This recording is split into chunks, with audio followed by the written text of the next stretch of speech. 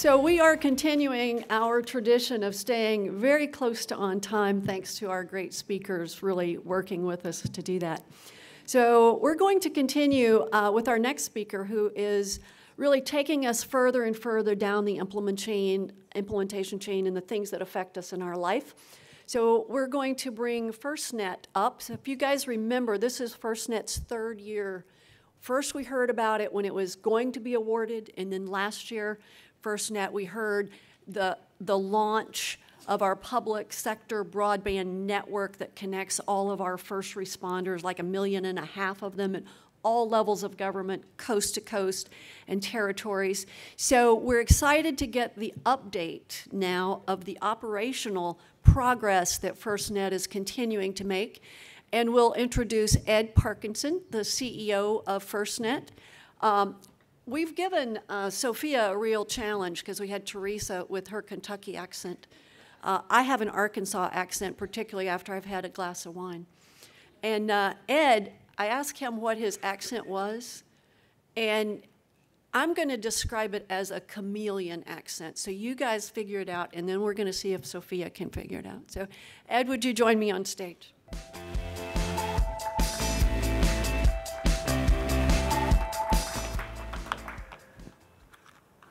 Well, good morning, and we'll see what kind of accent you all can figure out what it is. But evidently, we're serving up fresh meat here at CES. Adam's been on the job for just the 1 month. I've been on the job for 3, and it's clear that they're not shy of putting folks straight out into the new phase. But before we get started, and before I introduce myself, I just want to throw a couple of dates out there. There's a number of things that we all are looking at when we think about the issues that our industries, as well as where government tackles the problems that we face.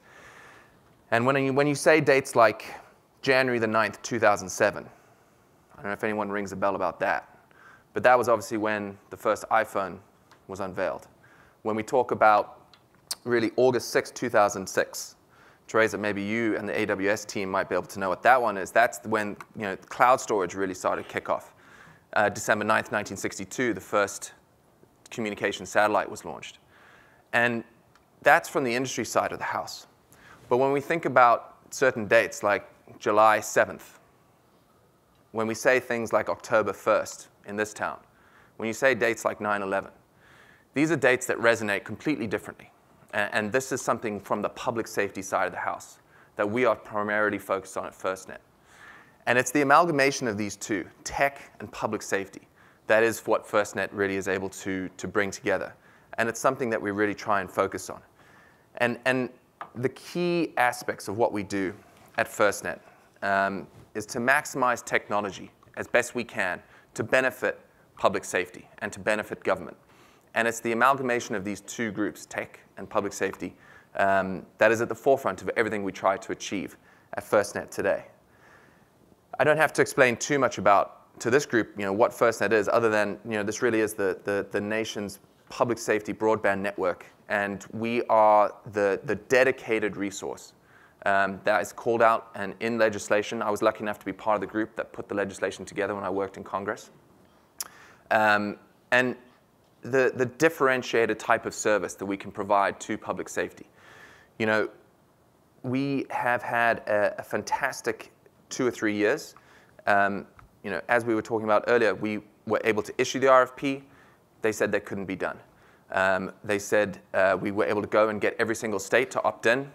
I was even a little surprised that we were able to get all 56 states and territories, but it couldn't be done. We managed to do it. Here we stand today with the execution phase of the project. And the amount of progress we've made in a relatively short period of time is quite amazing.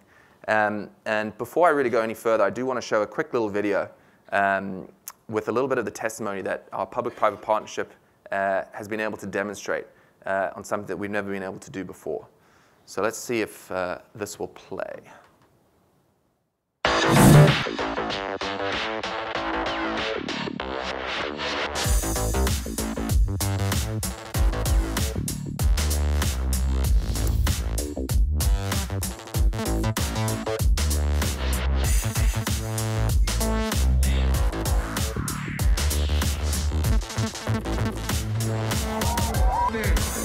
Rest in peace, Mac Miller.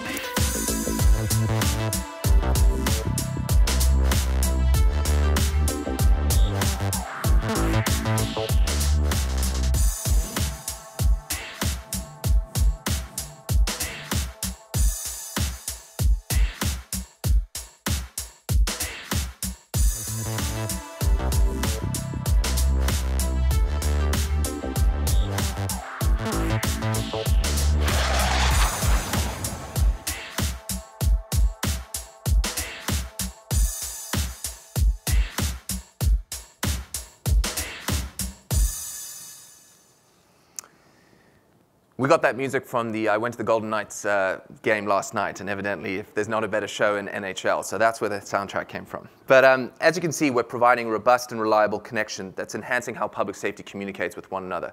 And the progress is amazing. Just recently, you may have seen, we announced new numbers.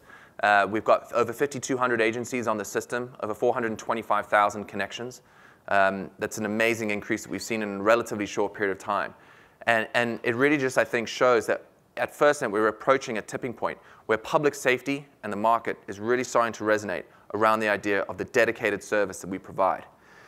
This is going to be having a life-saving impact for all communities involved. And really, as we've seen in recent months, no community is immune to disasters. But communities need to have the best tools. And it's about consistent service. Service to public safety 24/7, 365, through dedicated resources that we can provide at FirstNet that no one else really can. And public safety have told us, public safety have been able to say, look, this is a differentiated service and it's one that works. Just here, as you can see the quote from Hal Loader, who's the director of the City of Whiteville's Emergency Communications Center. This is an amazing tool that works for public safety when they need it. As you know, North Carolina was hit hard by the Hurricane Florence disaster in September, and that slow-moving storm brought unprecedented flooding in that community. The Whiteville public safety officials, as well as mutual aid personnel, were able to maintain communication throughout the duration of the storm. And really, the quote that Hal talks about, when everything was down, FirstNet was working. And at one point, we were the only thing talking in the county. And I think that's just a testimony to the redundancy that we're trying to build within FirstNet. Part of the tools that we leveraged throughout this program was by going out to listen to public safety. So when we issued the RFP, we solicited support. We went out and conducted market research, not only in public safety, but within industry. And we combined all of that to put that into the RFP. And one of the key aspects that the community knew we needed were deployables. And so we have the Emergency Operation Group, which is the 72 deployable fleet that goes out to respective disasters across the country and is able to provide service that we otherwise wouldn't be able to do. And no other carrier and no other service is able to provide in the country. Yet FirstNet is more than just a connection. It's more than a network, and it's driving innovation. The network has opened doors to innovators across the country, to entrepreneurs, developers, and many of you here today. It's amazing walking around the CES show over the last couple of days and seeing the kind of capabilities that the market is able to provide. That's something that you don't normally see in a traditional environment. And bringing together the best that public safety can offer and the best that industry can offer, and making folks realize that there are just amazing applications that folks can leverage in public safety is a tremendous, tremendous opportunity. Our market research shows us that just the public safety alone in the short to medium term in the United States is around a $600 billion industry. When you combine that with the global smart cities industry, which is going to be north of $2 trillion, you think about the implications that that's going to have on industry. And frankly, there are areas where industry can now take advantage of that marketplace and that public safety can benefit. That's what FirstNet was able to provide. And FirstNet was able to create that marketplace in the United States. For many, many years, public safety were asking for things like priority and preemption, and they weren't given to them. FirstNet changed that. And I think that and many of the other things, including deployables and better service to public safety 24/7, shows the differentiated type of service that we can provide. In 2016 alone, local and state governments spent over $375 billion on public safety and security, and with good reason. Public safety is an area where budgetary investments pay off in economic growth, crime reduction, and community integration. That's coming from the Brookings Institute. So to all of you here today, this is more than just an update of where we stand in the network. The numbers are really good. We've increased our coverage by over 50,000 acres. I better get that right, otherwise my lawyers will be on me. But you've seen the press releases that are out there. Band 14 now is live in over 500 markets across the United States. And that's just a testament to the hardworking public-private partnership that we have with AT&T. This is a 25-year contract and it's one of the largest in the history of the United States government. But what it does is it provides this new environment. And this is where industry and government, this is where I ask all of you today, is to come together to really work for the benefit of public safety. For many years at FirstNet, we've been thinking about how industry needs to be thinking of public safety first and then have spin-off applications around the services they provide. And we're looking to try and switch that. As we walk around the CES hall, there's amazing applications. When you think of the self-automated cars, when you look at the drone capabilities that are out there, think about that from an industry point of view and how public safety can benefit. And I think leveraging that different way of thinking can only help men and women in uniform across the country. So I'm not going to take too much more of your time because I know that time is running out. But the safety of our hometowns is important to all of us. It's so personal. We want secure communications to raise our families and grow our businesses. The communications capabilities are always going to be at the center of any resilient communication and any community worldwide. We are on the lead. FirstNet is leading the global community. We know that there are around 20 other countries around the world who are looking to deploy similar networks. And we are open to share ideas. We have not been perfect. I know that's incredible for someone to say, but mistakes have been made. And so what we want to do is by creating this global public safety marketplace, public safety can benefit globally, but most importantly, public safety will be able to take advantage of a larger market here in the United States. And that is one of the great ways where industry can take advantage by working with FirstNet to really work towards improving public safety's lot. We've got over 60,000 public safety agencies here in the United States, and they're all unique. And so we have to make sure that the service we provide at FirstNet is tailored to those individual needs of each agency. We're not an LMR world. We're not in that space. But in the city of Los Angeles, there are 88 incorporated cities, the majority of which have separate, disparate LMR systems. We're bringing one network, one data-driven network that's going to be here for public safety. And that provides amazing opportunity for the seamless communication on voice, data, and future technologies that we hope to integrate into the FirstNet system. We have a key role to continue to engage with our first responders to understanding how the network will evolve. Just like technology, as we're moving into a 5G environment, as we start thinking about AI, and blockchain, we need to be able to understand how our public safety threats and how are we going to mitigate those threats, how can we take advantage of the FirstNet system to provide the tools to public safety to make their roles and responsibilities safer and to protect more lives as well as themselves. As many of you know, we're going to be continuing to invest in the network. We have a series of steps that FirstNet needs to take through the length of our 25-year contract with AT&T, where the revenue that is generated by the network as well as the sustainability payments from AT&T has to be reinvested back into the network. And so what we're trying to do is create as many winners as we possibly can. What I can't do as leader of the organization is to put all of our eggs in one basket. We need to look at future technologies. We need to look at rural. We need to think about urban environments.